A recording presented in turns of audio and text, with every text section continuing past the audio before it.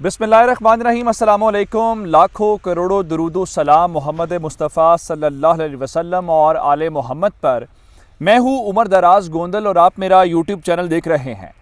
आज एक ऐसा वाक़या पेश आया है जिसके इंतज़ार में बहुत सारे इंडियंस थे, इंडियन मीडिया था और इंडियन हुकूमत थी, और उनका ख़्याल ये था कि पाकिस्तान जो कुछ अफ़गानिस्तान के अंदर कर रहा है ये इनके गले पड़ जाएगा।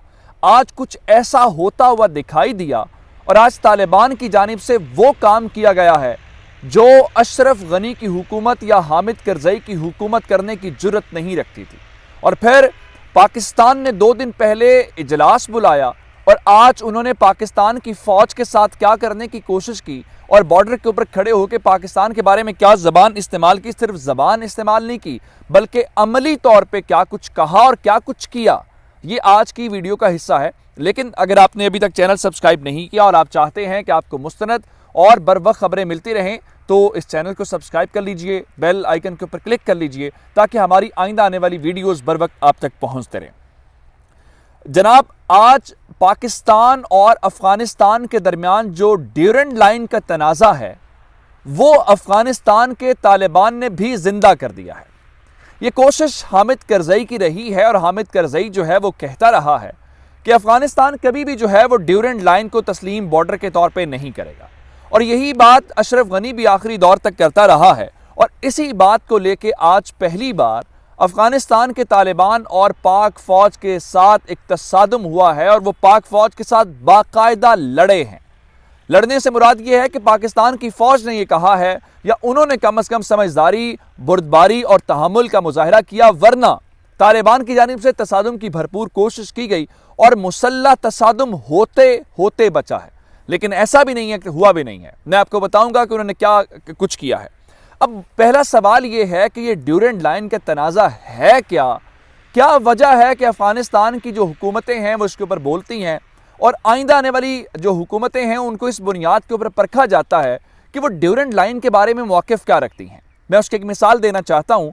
अभी जब तालिबान की हुकूमत अगस्त के महीने में आई थी तो जब ये वाज़े हो गया कि तालिबान आ रहे हैं और अशरफ गनी ने उस वक्त एक ग्रैंड डायलॉग का आगाज़ किया था। अगर आपको याद हो, पूरे मुल्क से एक जिरगा कंडक्ट किया गया था, उस जिरगे से खिताब करते हुए जिसमें उसने कहा था कि मैं मर जाऊंगा और अफगानिस्तान नहीं छोड़ूंगा। अगर आपको तकरीर याद हो तो उसने ये कहा था कि अगर अफगानिस्तान के तालिबान अफगानिस्तान के साथ वाक़तन मुखलिस हैं तो वो ऐलान करें कि वो ड्यूरेंट लाइन को कभी भी पाकिस्तान के साथ बॉर्डर नहीं मानेंगे।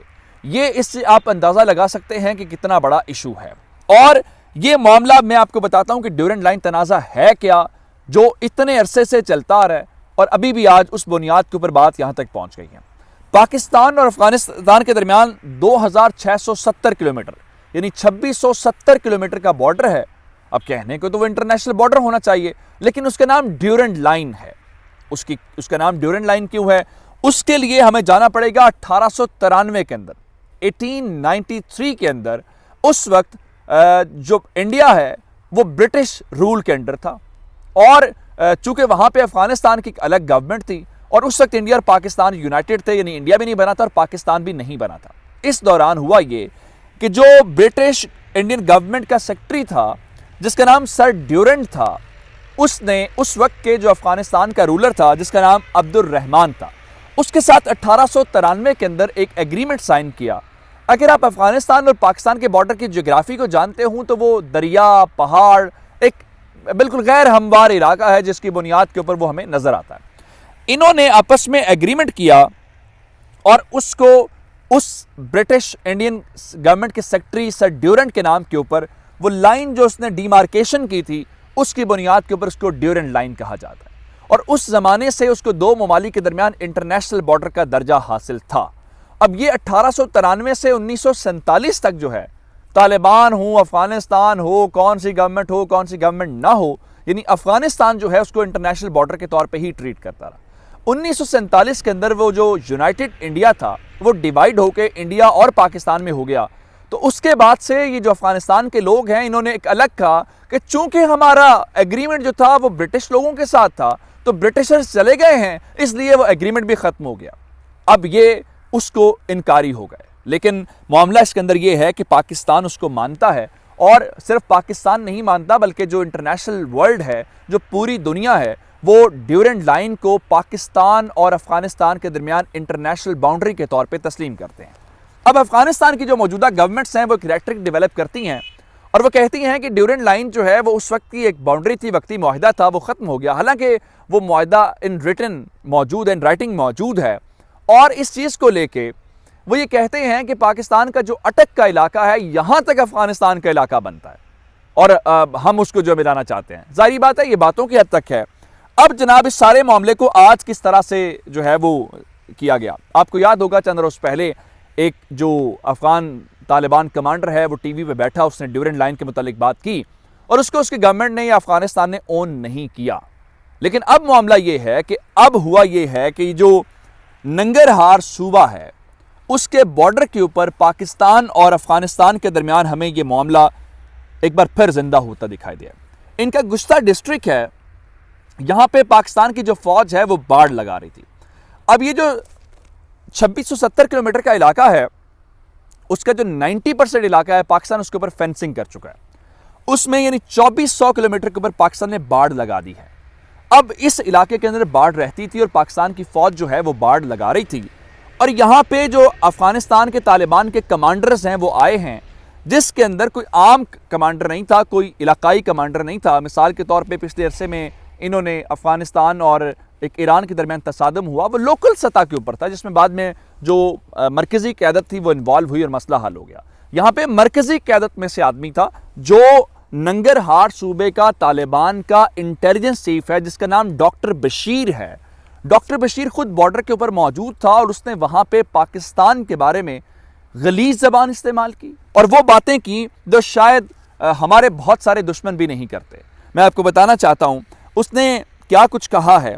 उसने कहा कि अगर आइंदा इन्होंने यानी पाकिस्तानियों के बारे में, पाकिस्तान की फौज के बारे में बात कर रहे थे, अफगानिस्तान की तरफ बुरा देखा और अगर इससे आगे कदम बढ़ाने की कोशिश की तो हम इस इलाके में तुमसे जंग करेंगे, तुमसे लड़ेंगे।